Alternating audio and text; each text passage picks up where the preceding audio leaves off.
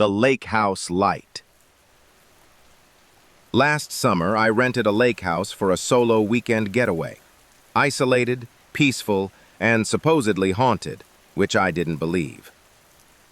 The first night, as I lay in bed, I noticed a soft light flickering across the lake. I assumed it was a boat, but it stayed in one spot, pulsing steadily. I watched it until I fell asleep. The next night, I was reading when I heard a tap on the window. I looked up, but no one was there. The light across the lake blinked, almost like it was signaling. I grabbed binoculars. What I saw chilled me. A figure was standing in the shallow water, completely still, facing the house. I locked every door and window and shut the blinds. Around 3 a.m., the power cut out. My phone had no signal. I lit a candle and waited for sunrise. When it finally came, I went to the dock. There were wet footprints, bare feet, leading up to the back porch and then stopping. Like whoever it was had simply vanished. The local sheriff said I wasn't the first person to report the light. The previous owner had drowned in that very lake 10 years ago, but his body was never found. The cornfield whispers. When I was 15, my cousins and I spent summers at my grandparents' farm. One night, on a dare, we snuck into the cornfield behind the barn, flashlights in hand. We made it about 50 rows deep when we heard whispers. At first, we thought it was just wind, until the voices started saying our names. Jake, Kelly, Austin. My flashlight flickered and went out. Everything went pitch black except for a faint blue glow coming from deep in the field. We ran toward it, stupidly thinking it might be someone with a phone. But the light kept moving away from us, pulling us deeper in. Then the corn shifted loudly.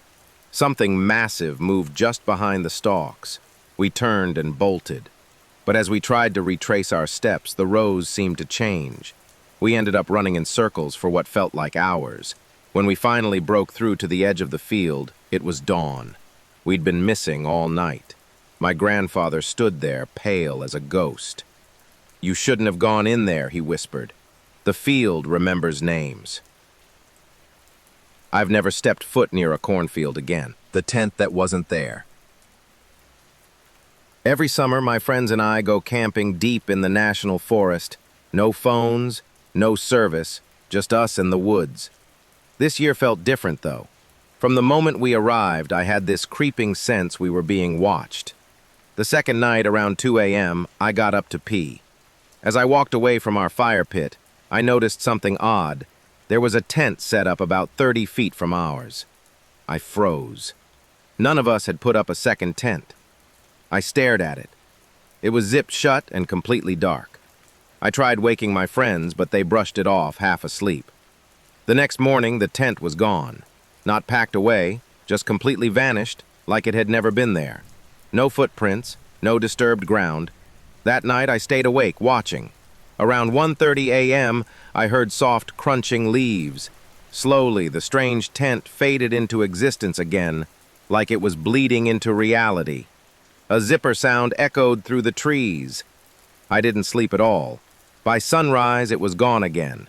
When we finally left the forest, I checked online for any strange sightings in that area. Turns out, several hikers had gone missing in the exact same spot over the past decade, all during summer camping trips.